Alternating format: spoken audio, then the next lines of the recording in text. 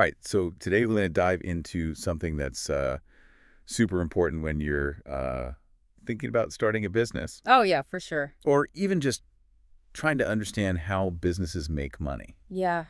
It's called the economics of one unit. The economics of one unit. It might sound kind of intimidating at first, Yeah. but trust me, it's a concept that can really change the way you think about making a profit. It really can. I mean, it's one of those like foundational things that can Mm. really help you make smarter decisions, whether you're, Right. running a lemonade stand or like a Fortune 500 company. Exactly. So let's start with the basics. hmm What exactly is the economics of one unit?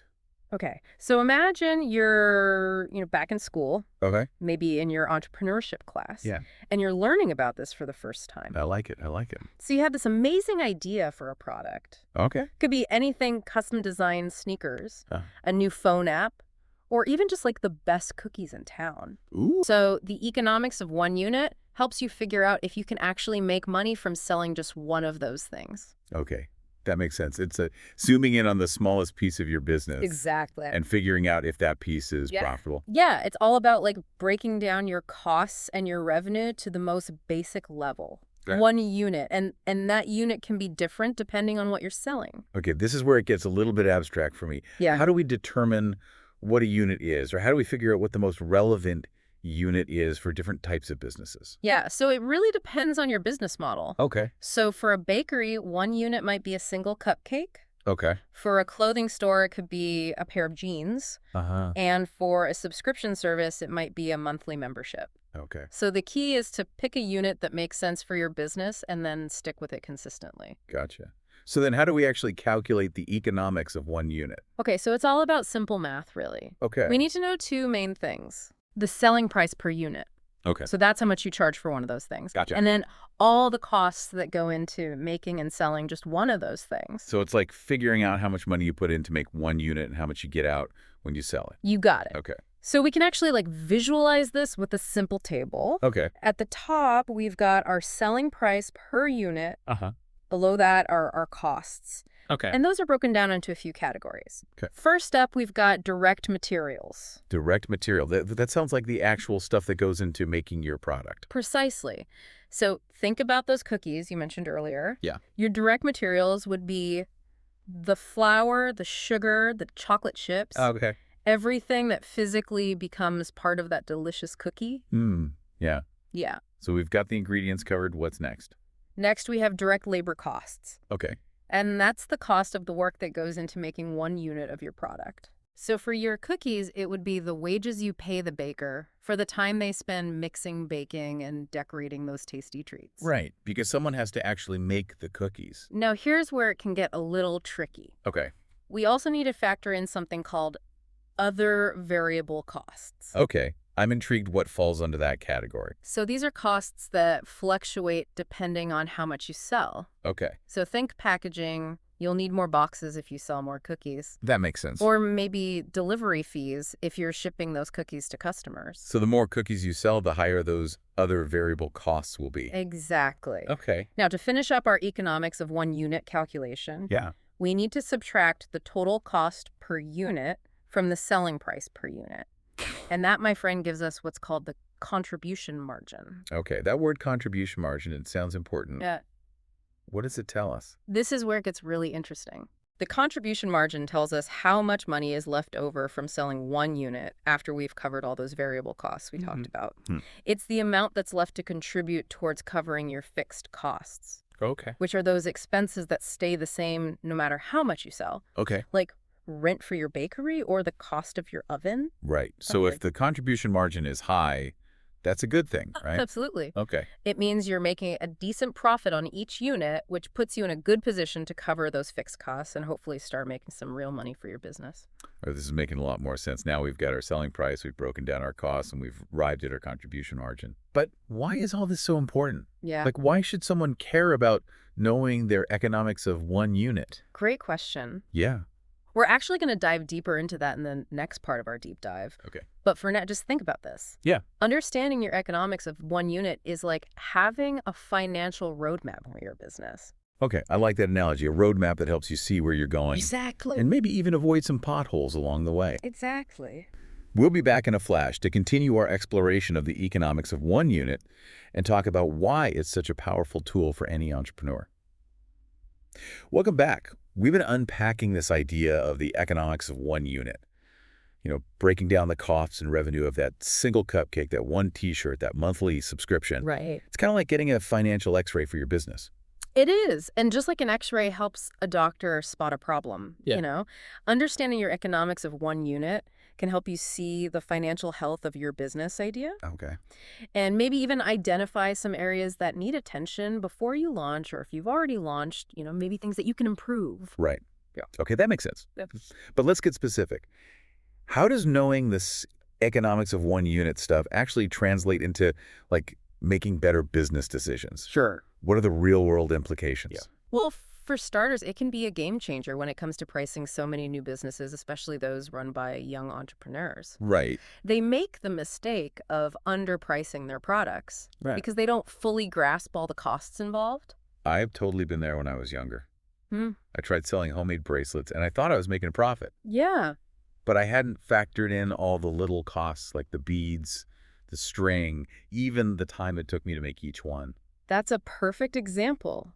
The economics of one unit forces you to confront those costs head on.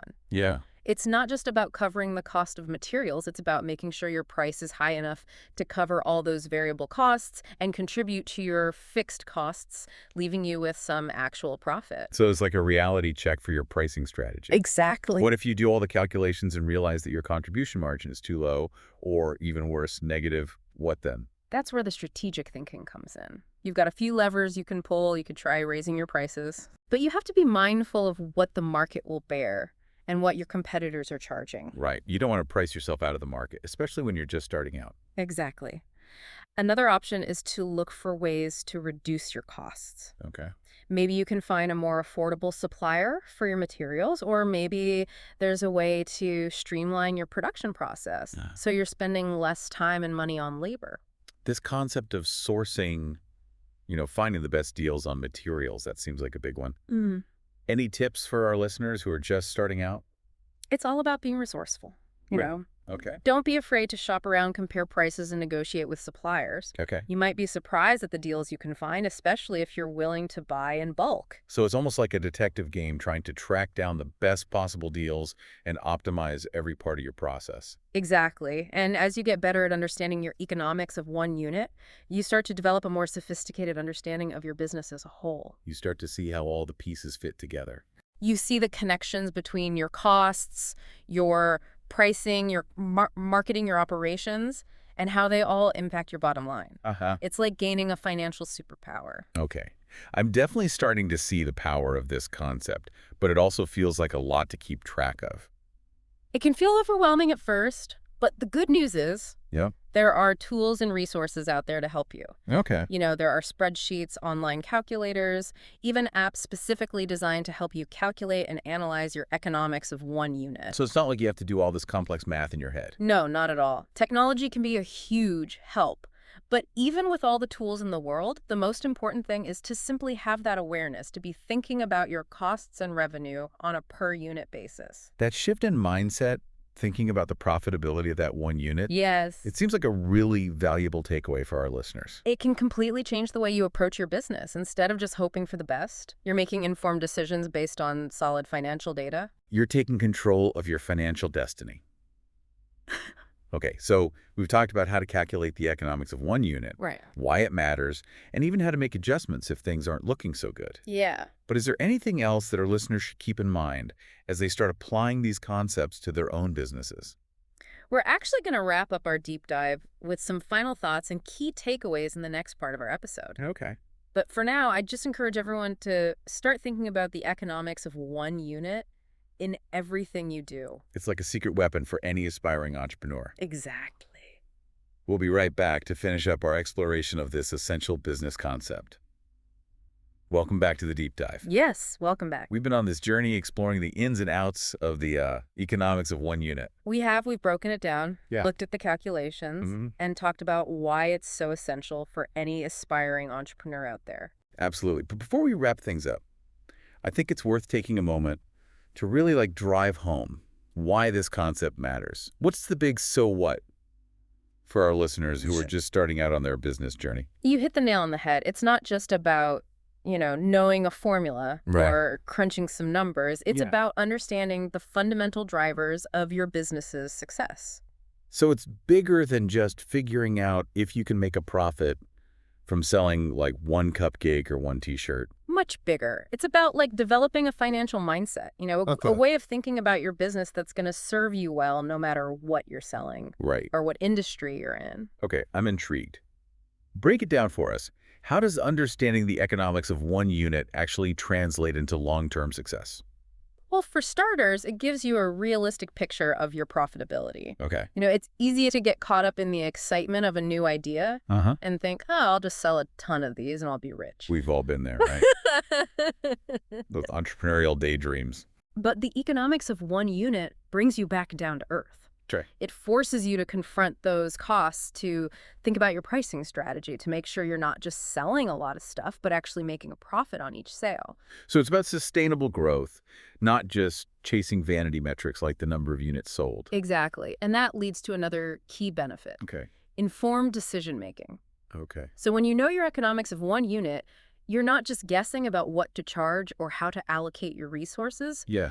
You're making strategic decisions based on solid financial data. It's like having a financial compass guiding you in the right direction. I love that analogy. And as your business grows and evolves, your understanding of your economics of one unit will evolve with it. Okay. You'll be able to use this concept to analyze new product ideas, to assess the impact of price changes, to make sure you're staying on track towards your financial goals. So it's not just a one-time calculation. Right. It's a tool you can use throughout the life of your business. Absolutely. And the beauty of it is it's a relatively simple concept to grasp, but it has incredibly powerful implications. Okay, I'm sold. Knowing your economics of one unit is a must-have for any aspiring entrepreneur.